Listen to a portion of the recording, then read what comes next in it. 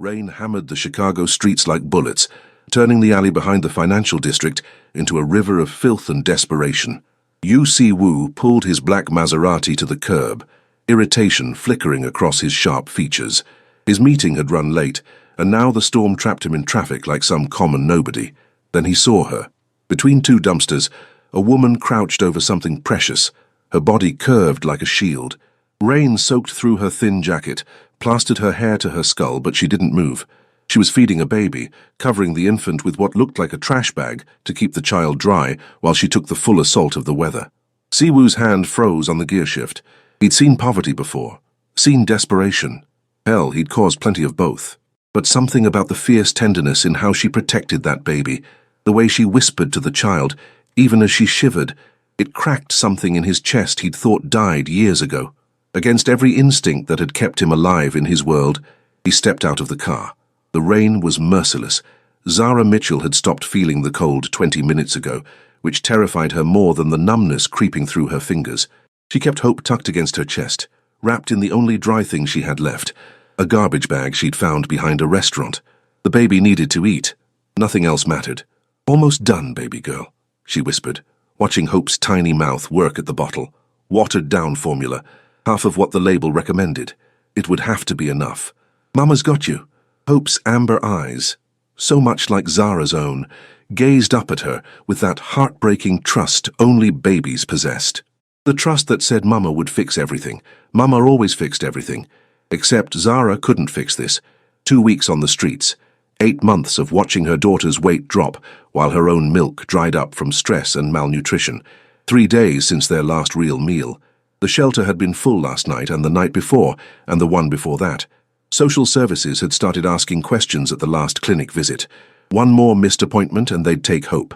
Over my dead body, Zara thought, pulling her daughter closer. "Excuse me." The voice cut through the rain, deep, controlled, with an edge that made Zara's survival instinct scream. She looked up, and her heart stopped.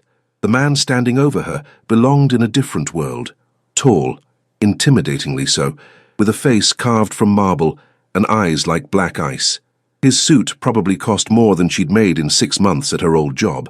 Rain darkened his perfectly styled hair, and as he shifted she caught a glimpse of something on his neck, a tattoo, a tiger's face, fierce and protective, emerging from his collar. Everything about him screamed danger. "I'm not prostituting," Zara said immediately, her voice hard despite the shaking, "and I'm not begging. So whatever you're thinking—" "I'm thinking," he interrupted quietly, "that you're going to get hypothermia, and that baby needs to be somewhere warm." Zara's jaw tightened. She'd heard every variation of this conversation.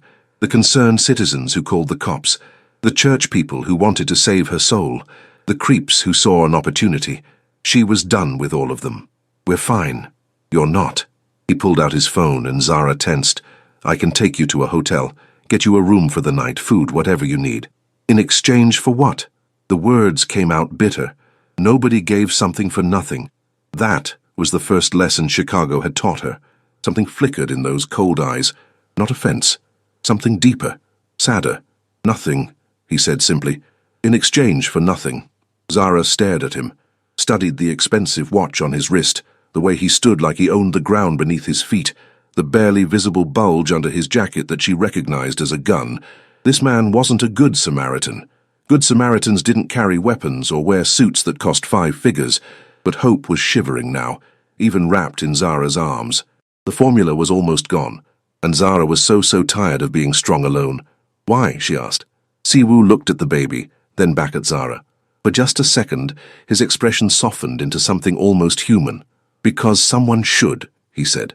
3 hours later, Zara sat in a suite at the Peninsula Hotel, staring at room service like it might disappear if she blinked.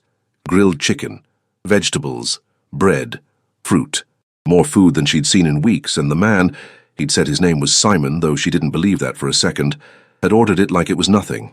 Hope was asleep in the bedroom, clean and warm in a hotel crib that management had brought up without question. The baby had cried when Zara put her down, but exhaustion won. Now her daughter slept like the child she deserved to be, safe and fed and dry. Zara's hands shook as she picked up a piece of chicken. "Eat slowly," Siwoo said from where he stood by the window, looking out at the Chicago skyline. "You'll make yourself sick otherwise." She wanted to snap at him, but he was right. Her stomach had shrunk. She forced herself to take small bites, even though every instinct screamed at her to devour everything in sight. "What do you want from me?" she asked finally. He turned, and in the warm light of the suite, she could see him clearly for the first time. Beautiful, in a dangerous way. Sharp jawline, perfect features, eyes that had seen too much. The tiger tattoo curved along his neck like a brand, intricate and unmistakably Korean in style. "I told you, nothing. Nobody does this for nothing. I'm not nobody." He moved away from the window, pulling out a chair across from her. "I'm someone who can help. That's all you need to know right now. You're a criminal." It wasn't a question. His lips curved into something that wasn't quite a smile. "Does that bother you?" It should. Zara knew it should, but she'd lost the luxury of moral high ground somewhere between losing her apartment and feeding her baby formula mixed with rainwater. "Depends on what kind of criminal." "The kind who keeps his word," Siwoo said. "You can stay here tonight. Tomorrow we'll figure out next steps. I can't pay you back. I didn't ask you to." Zara set down her fork, meeting his eyes directly. "Why are you doing this, really?" Siwoo was quiet for a long moment, then, "I watched you protect your daughter in that alley. You were freezing, starving, but you kept her dry, fed her before yourself. That kind of love." He paused, something flickering across his face. "That deserves protection. You don't know me." "I know enough." He stood, buttoning his jacket. "Get some rest. I'll be back in the morning." "Wait." Zara stood too, panic suddenly clawing at her throat. This was too good, too easy. Men like him didn't just help, they collected. "What happens in the morning?" Siwoo paused at the door, looking back at her. In that moment, Zara saw past the cold exterior to something else, something that understood pain. "In the morning," he said quietly, "you stop fighting alone." The door closed behind him with a soft click. Zara stood there, trembling, as something she hadn't felt in months bloomed painful and fragile in her chest. Hope. Siwoo didn't sleep that night. He sat in his penthouse office in the Gold Coast, staring at the background check his people had run on Zara Mitchell, 26 years old, born and raised on the South Side. No criminal record, no outstanding warrants. Former administrative assistant at a mid-level accounting firm, until she was terminated 3 months ago for excessive absences. The reason for those absences was documented in medical records his hacker had pulled. Hope Mitchell had been hospitalized twice for respiratory infections. Zara had chosen her daughter over her job and lost everything because of it. "You're making a mistake, Young." Ji-hoon, Jimmy to everyone who wasn't Korean, stood in the doorway, arms crossed. His second-in-command wore his disapproval like a suit. "Getting involved with civilians. It never ends well. I'm aware of the risks." "Are you?" Jimmy moved into the office, his voice dropping. "The Italians are already pushing on our territory. The feds have been sniffing around our shipping operations, and now you want to add a woman and a baby to the mix? What happens when our enemies find out you care about them?" Siwoo's jaw tightened. "They won't. They will. They always do." Jimmy leaned against the desk. "I've known you since we were kids, Woo-ya, since before your father handed you this empire. And I've never seen you make a decision based on emotion. Don't start now. It's not emotion." But even as Siwoo said it, he knew it was a lie. Something about Zara's fierce eyes, about the way she'd stood between her daughter and the world with nothing but determination. It had reached past his carefully constructed walls. He'd built an empire on cold calculation, on being willing to do what others wouldn't. His father had taught him that emotion was weakness, that caring about anything made you vulnerable. But watching Zara in that alley, he'd remembered something else his father used to say. A man who protects nothing is no man at all. "Fine," Jimmy sighed, recognizing defeat. "What's the play?" "Set her up in one of our safe houses, the one in Lincoln Park. Make sure it has everything a baby needs. And when she asks questions, tell her the truth." Siwoo met his friend's eyes. "That I'm offering protection, no strings. She can leave whenever she wants. No one's going to believe that. They don't have to. She does." Zara woke to sunlight and the smell of fresh coffee. For one disoriented moment, she forgot where she was. Then, Hope made a small sound from the crib and everything crashed back. The rain, the man, the sweet that cost more per night than she used to make in a week. She scrambled out of bed, checking on Hope first. Her daughter was awake, staring at her tiny hands with that serious expression babies got when discovering their own bodies. Clean, warm, safe. Zara's chest ached with gratitude and fear in equal measure. A knock at the door made her tense. She checked the peephole. It was him. Simon, Yu Siwoo, whatever his real name was. She opened the door. Good morning. He looked exactly as put together as the night before, though his shirt was different. White, with 4 buttons undone, revealing more of that tiger tattoo and a glimpse of his collarbones. May I come in? Zara stepped back, suddenly aware of how she must look. She'd slept in the hotel robe. Her hair was a disaster, and she probably had pillow marks on her face. Siwoo didn't seem to notice or care. He set a large bag on the table. Clothes for you and the baby. I guessed on sizes. How did you... I have people who handle these things. He said it like it was normal to have people who bought emergency clothing for strangers. There's also formula, diapers, and whatever else the store clerk thought a baby might need. Zara looked in the bag. Designer jeans, soft sweaters, a tiny pink dress for Hope that probably cost more than their weekly formula budget. Her throat tightened. I can't accept this. You already did, last night when you stayed. Siwoo moved to the window, giving her space. I have a proposition for you. There it was, the catch she'd been waiting for. I'm listening. I own a property in Lincoln Park, 3 bedrooms, fully furnished. It's currently empty. He turned to face her. You and Hope can stay there, rent-free, until you get back on your feet. Zara's heart hammered. In exchange for what? For letting me help you find a job, for accepting groceries and whatever else you need, for giving your daughter a safe place to grow up. His expression was unreadable. That's all. Why? The question burst out of her. You don't know us, we're nothing to you, so why are you doing this? Siwoo was quiet for a long moment. When he spoke, his voice was soft. My mother came to America with nothing. My father built everything we have from the ground up, but he started in places like that alley. I grew up hearing stories about the people who helped them, the ones who gave them chances they didn't deserve. He paused.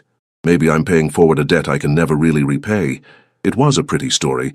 Zara didn't believe a word of it, but she also didn't care, because Hope deserved better than garbage bags and rain, and if this dangerous man with empty eyes wanted to play savior, she'd let him. For now. Okay, she said, but I pay you back, every cent, when I can. Something flickered in his expression. Respect, maybe. Deal. The Lincoln Park townhouse was beautiful in a way that made Zara's chest hurt. Hardwood floors, modern kitchen, a nursery already set up with a crib and changing table and more baby supplies than Hope could use in a year. Siwoo's people had moved fast, almost suspiciously fast. How did you prepare all this overnight? Zara asked, holding Hope as she walked through the space. I told you I have people. Siwoo stood in the doorway watching them. The refrigerator is stocked. There's a laptop on the desk if you need to job hunt. And my number is programmed into the phone on the counter. Your people work miracles. They work efficiently. He pulled out a black credit card, setting it on the kitchen island. For emergencies, food, medical care, whatever you need. Zara stared at the card like it might bite her. I can't. You can. You will. His voice left no room for argument. Your daughter's health isn't negotiable. What do you get out of this? Zara demanded. Really? Because this, she gestured at the townhouse. This isn't normal charity, so what do you want? Siwoo held her gaze. I want you and Hope to be safe. That's all. Nobody's this generous. I'm not generous. He moved closer, and Zara caught the scent of his cologne. Something expensive and understated. I'm practical. You need help. I can provide it. The equation is simple. Nothing about you is simple.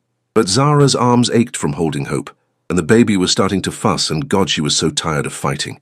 Fine, but I'm getting a job, as soon as I can find childcare. There's a woman I know, Mrs. Kim. She raised me after my mother died. Siwoo's expression softened almost imperceptibly. She's trustworthy. I'll ask if she can help with Hope during the day. I can't afford a nanny. She'll do it for free. She's been complaining I don't give her enough to do since I moved out. Zara laughed, short and sharp. You really do have an answer for everything. I try. He moved toward the door, then paused. Zara. It was the first time he'd used her name. It sounded different in his mouth, careful and deliberate. Yeah, you're safe here. I promise you that. Their eyes met, and for a moment Zara saw past the cold exterior to something raw and honest.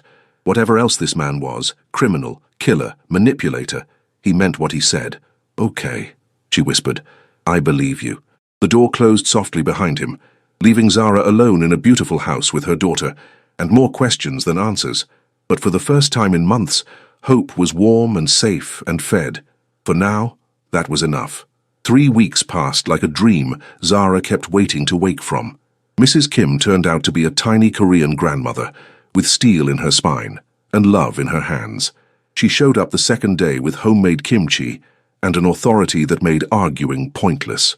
Within hours, she'd reorganized Zara's entire kitchen and had Hope giggling in her arms. "You eat," she commanded, pointing at the table where she'd laid out enough food for 5 people. "Too skinny. Baby needs strong mama." Zara wanted to protest, but Mrs. Kim's expression brooked no argument. So she ate, beef stew and rice and vegetables prepared with the kind of care that made her eyes sting. "Mr. Yu is good boy," Mrs. Kim said, settling Hope on her lap. "Cold outside, warm inside. Like Winter Tiger, you understand? I'm trying to." "You will," the old woman smiled. "He protects what he claims, and he claimed you."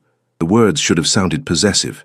Instead, they felt safe. Siwoo came by every few days, always with an excuse, checking on the house, bringing groceries Mrs. Kim had supposedly requested, making sure Zara had everything she needed. He never stayed long, never pushed for more than polite conversation, but his presence filled the space like smoke, lingering long after he left. Zara found a job at a local coffee shop. The pay was terrible, but the hours worked with Mrs. Kim's schedule, and the manager didn't ask questions about the gap in her resume. She was rebuilding, slowly, one shift at a time. She should have known it couldn't last. The man appeared on a Thursday night. Zara was walking home from work, enjoying the autumn air and the fact that she had a home to walk to.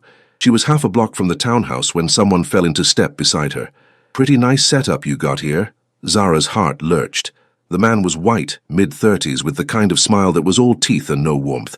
His jacket bulged wrong. Weapon, her instincts screamed. "Excuse me?" "Lincoln Park townhouse, rent-free, designer clothes, all the groceries you can eat." His smile widened. "You Siwoo must really like you." Terror turned Zara's blood to ice. "I don't know what you're talking about." "Sure you don't." He moved closer, and she smelled cigarettes and menace. "You know what Siwoo does for a living? The people he's killed, the businesses he's destroyed." He leaned in. "You're sleeping in a house paid for with blood money, sweetheart." "I'm not sleeping with him." The words burst out before Zara could stop them. "Not yet." The man's laugh was ugly. "But guys like Siwoo don't do charity. He wants something, and when he's done taking it, you and that baby are going to end up in a very dark place." Zara's hands trembled, but she kept her voice steady. "Who are you?" "Someone trying to save you." He pulled out a card. "Detective Marcus Hayes, Chicago PD. Siwoo is dangerous. He's using you for something. I can protect you and your daughter if you cooperate." "Cooperate how?" "Tell me what he's planning, where he goes, who he meets." Hayes's expression turned earnest, but his eyes stayed cold. "Help me put him away before he destroys your life." Everything in Zara recoiled. She'd grown up on the South Side. She knew what cooperating with cops meant. She knew how snitches ended up. But more than that, some instinct deep in her gut screamed that this man was more dangerous than Siwoo had ever been. "No," she stepped back. "Leave me alone. You're making a mistake. That's my choice." Hayes' face hardened. "Your choice affects your daughter. Think about that." He turned to leave, then paused. "Siwoo's enemies know about you now. Know about the baby. If you stay close to him, you're both targets. Consider that before you decide whose side you're on." He walked away, leaving Zara shaking on the sidewalk. She made it to the townhouse, locked every door, and called the number Siwoo had programmed into her phone. He answered on the first ring. "A cop approached me," Zara said without preamble. "Detective Hayes. He knows about the house, about Hope, about you." Silence, then, "Are you home?" "Yes." "Lock the doors. I'm 5 minutes away." He made it in 3. Siwoo's expression when he arrived was colder than Zara had ever seen. "Tell me everything." He stood in her living room like he owned it, and for the first time Zara saw the Mafia boss everyone else feared. No softness, no warmth, just lethal focus. She recounted the conversation, watching Siwoo's jaw tighten with each word. "Hayes isn't a real detective," he said when she finished. "He's on the Vitelli family payroll, Italian mob." His eyes met hers. "He approached you because they know you're connected to me." "Why do they care?" "Because we've been moving into their territory. They've been looking for leverage." Siwoo's voice went quiet, deadly. "And now they think they found it." Zara's chest tightened. "Hope, is safe. I'll make sure of it. He pulled out his phone, typing rapidly. I'm putting guards on the house. You and the baby don't go anywhere without protection. I can't live like that. You don't have a choice. He looked up, and for the first time Zara saw fear in those cold eyes. Fear for her. They threatened you because they want to hurt me. That makes you a target. Then maybe I should leave. The words hurt to say, but Zara forced them out. Maybe Hope and I should disappear before this gets worse. No. The word cracked like a whip. You think I'll let you go back to the streets? Let you and Hope starve because someone else decided to use you against me? He moved closer, and Zara's breath caught. I protect what's mine, and you're mine now, whether you like it or not. The possessive words should have angered her. Instead, they kindled something warm and terrifying in her chest. I'm not yours. I'm not anyone's. Then let me rephrase. Saiwoo's voice gentled, but his eyes stayed fierce. You're under my protection.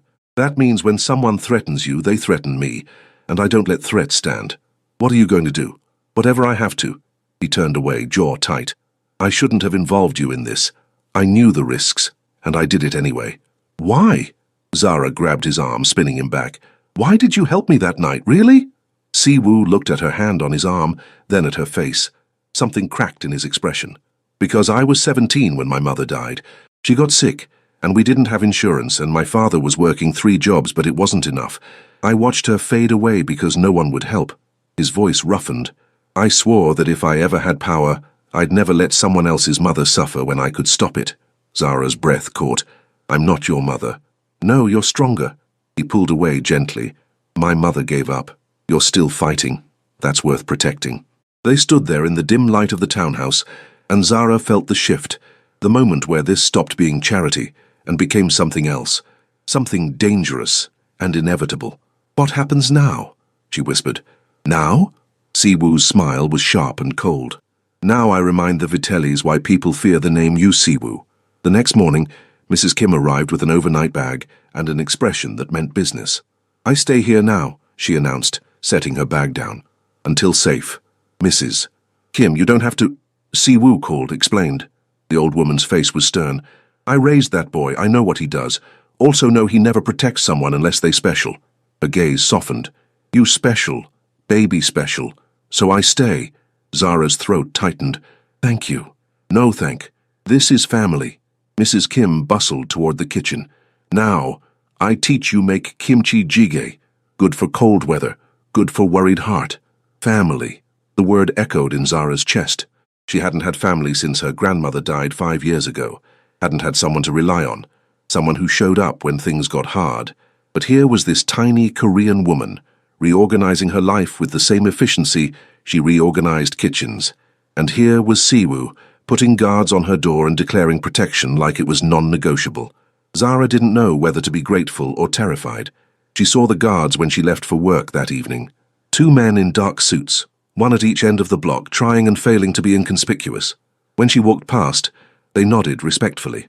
At the coffee shop, her manager pulled her aside. Hey, Zara, those guys outside, they with you? Her stomach dropped. What guys? 2 men. Been sitting in a car across the street for an hour. Her manager's expression was worried. They're not causing trouble, but should I call the cops? No. The word came out too sharp. Zara softened her voice. No, they're friends, just making sure I get home safe. Her manager didn't look convinced, but nodded. Okay, but if you need help, I'm fine, I promise. She wasn't fine. She was trapped in something she didn't understand, protected by a man whose world she didn't belong in, dependent on kindness that came with invisible strings. But Hope was safe, fed, warm, thriving under Mrs. Kim's care in ways that made Zara's heart ache with relief and regret. Her daughter was finally getting what she deserved, and if Zara had to dance with devils to keep it, she would. The question was, which devil was worse? Siwoo, who'd saved them but pulled them into danger, or the Vitellis, who wanted to use them as weapons? The answer came 3 nights later. Zara was closing the coffee shop when the power cut out. Her manager cursed, fumbling for his phone flashlight, but Zara's instincts screamed danger. She moved toward the back exit, already pulling out her phone to text Siwoo. She didn't make it. 3 men blocked the back door.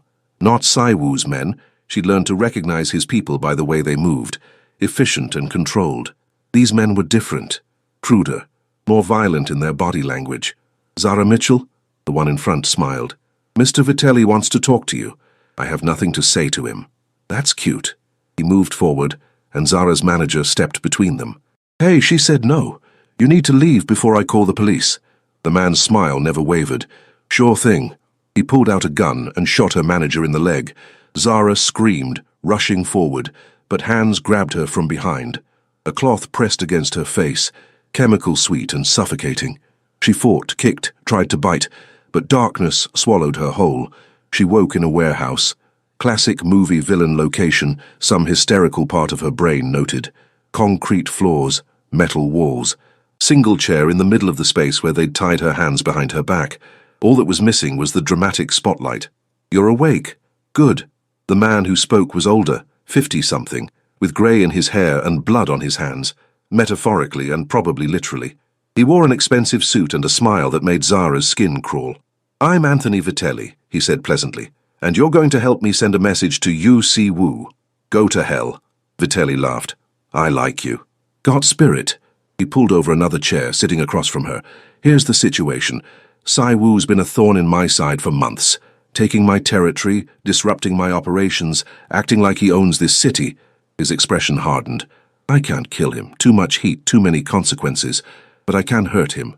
By hurting me. Zara's voice was steadier than she felt. By showing him that nothing he cares about is safe. That protection only lasts until I decide it doesn't. Vitelli leaned forward. I'm going to beat you, not too much, don't want permanent damage. Just enough to mark you up, make you scream a little. Then I'm going to send you back to him with a message. Stay in your lane, or next time I take something he can't get back. Terror clawed at Zara's throat, but she kept her face blank. You touch me, he'll kill you. Maybe. Probably. Vitelli shrugged. But the damage will be done. He'll know he can't protect everyone, can't save everyone. That's the lesson. What about my daughter? The baby? Vitelli's smile turned cruel. She's safe. For now. But if Si Wu doesn't back off? Well, kids are surprisingly easy to make disappear. White-hot rage replaced Zara's fear. You threaten my daughter again and I'll kill you myself. There's that spirit. Vitelli stood, rolling up his sleeves. Let's see how long it lasts.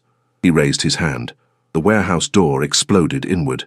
Si Wu walked through the smoke like an avenging angel, and for the first time Zara saw him for what he truly was. Death incarnate. 4 men moved with him, including Jimmy, who held an automatic rifle like an extension of his arm.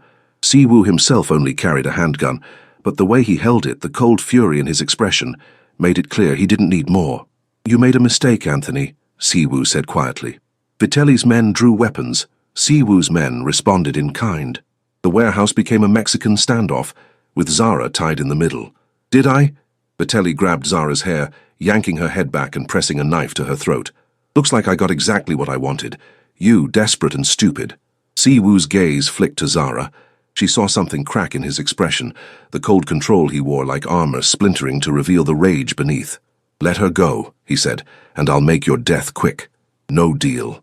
The knife bit into Zara's skin, and she felt hot blood trickle down her throat. You're going to walk out of here. Take your men. Forget about the territory. Forget about this girl. Or I'll gut her while you watch. Zara's eyes met Si Wu's. She saw him calculating, weighing options, running scenarios. She saw the moment he decided. She also saw the moment he lied. Fine, Si Wu said, lowering his weapon. You win. Vitelli laughed. Smart boy. Just let her go first. Once she's safe, I'll leave. You think I'm stupid? Vitelli's grip tightened. She leaves with you, insurance. Then we're at an impasse. Zara saw the plan forming, saw it in the slight shift of Jimmy's position, in the way Si Wu's fingers adjusted on his gun. They were going to rush, going to try to save her, and people were going to die. She couldn't let that happen. Si Wu, she said clearly. Hope. Take care of Hope. Then she threw herself backward, slamming her head into Vitelli's face. The knife sliced deeper, pain exploded across her throat, but Vitelli's grip loosened. Si Wu moved, faster than Zara's eyes could track. One shot, center mass. Vitelli went down. Then chaos. Gunfire, shouting, bodies hitting concrete. Zara couldn't track it all through the pain and blood and terror. She felt hands on her, thought for a second it was another attacker, then heard Si Wu's voice. I've got you. Stay with me. Her vision blurred. The world tilted, but Si Wu's arms were solid and real, and his voice kept pulling her back from the dark. "You're okay. You're safe. I've got you." Zara believed him. She passed out believing him. Zara woke in a bedroom she didn't recognize. Silk sheets, massive windows overlooking Lake Michigan, furniture that cost more than she'd make in 5 years. The stitches in her throat pulled when she swallowed, and her whole body ached. But she was alive. "You're awake." She turned her head, too fast, pain lancing through her, and found Sai-Wu sitting beside the bed. He looked terrible. Still in the same clothes from the warehouse, now stained with blood. Hers, she realized. His perfect hair was disheveled, and his eyes were bloodshot. "How long?" Her voice came out rough, damaged. 30 hours. The knife nicked your jugular but missed the major vessels. You're lucky." His jaw tightened. "Or I'm lucky. Because if you died, I didn't. Because you threw yourself at a man with a knife." Siwoo's voice cracked. "What were you thinking? That if someone was going to die, it should be me, not you." Zara tried to sit up, and Sai-Wu immediately moved to help her, adjusting pillows with surprising gentleness. "Where's Hope?" "With Mrs. Kim in the next room. She's fine, healthy, asking for you in her baby way." Relief flooded through Zara. "Vitelli, dead. His men who grabbed you are dead. The threat is neutralized." Siwoo's expression was flat, emotionless in that way that meant he was feeling too much. "You're safe now, because you killed for me. I'd kill the world for you." The words were simple, true, terrifying. "I told you, I protect what's mine. I'm not yours, aren't you?" Siwoo leaned forward, and Zara caught the scent of him, gun oil and cologne and something uniquely him. "You risked your life to give me a clear shot. You trusted me to save you. You're in my home sleeping in my bed because you're too injured to move. If that's not mine, what is?" Zara's heart hammered. "You're a criminal, a killer. Yes. You've destroyed lives. Yes. I should hate you. Probably." His hand came up, fingers barely brushing her cheek. "Do you?" Zara looked at him, really looked.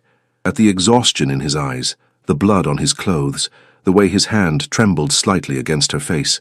This man had torn apart a warehouse full of armed men to save her, had sat by her bedside for 30 hours, protected her daughter like his own. "No," she whispered. "I don't hate you." Something blazed in Sai-Woo's expression. "Then what do you feel?" Zara didn't have words for it, with a complicated tangle of gratitude and fear and something warmer, something that had been building since that first night in the rain. So instead of speaking, she reached up and pulled him down into a kiss. Sai-Wu froze for half a heartbeat. Then he kissed her back, gentle at first, careful of her injuries, but with an intensity that stole her breath. His hand cupped the back of her head, his thumb stroking her jaw, and Zara felt something break open in her chest.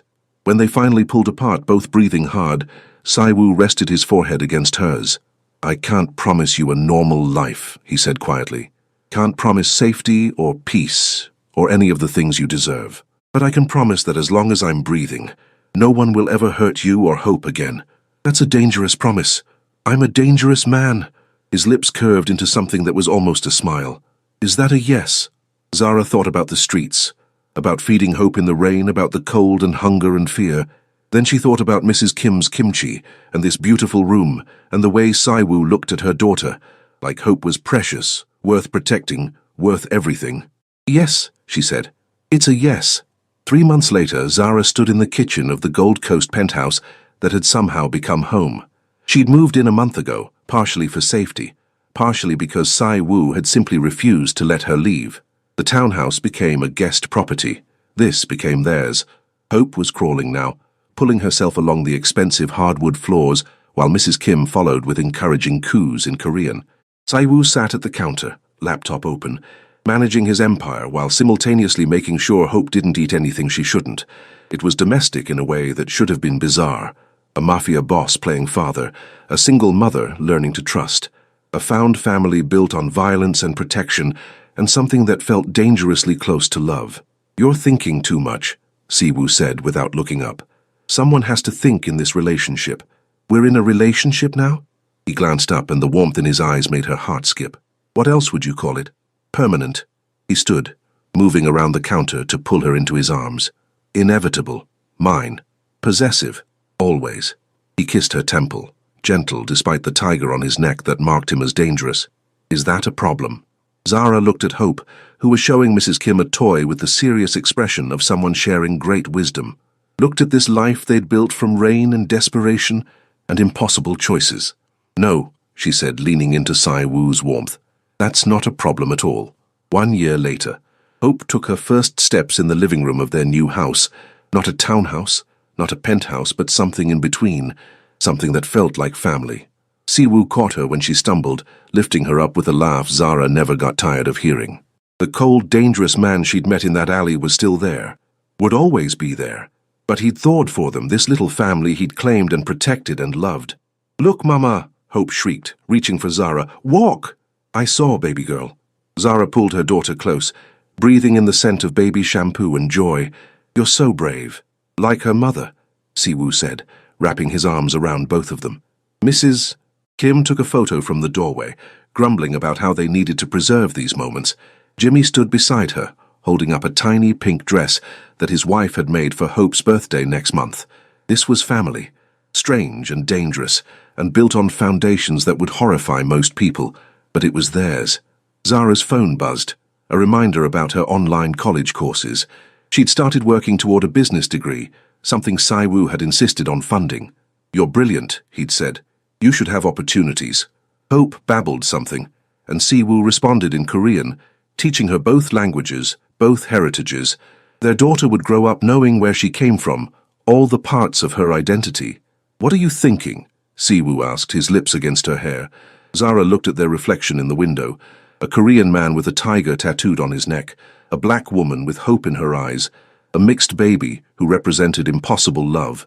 "I'm thinking about rain," she said, "and how sometimes the worst nights lead to the best mornings." Siwoo's arms tightened. "No more rain, I promise. Some rain is okay." Zara turned in his embrace. "It helped me find you."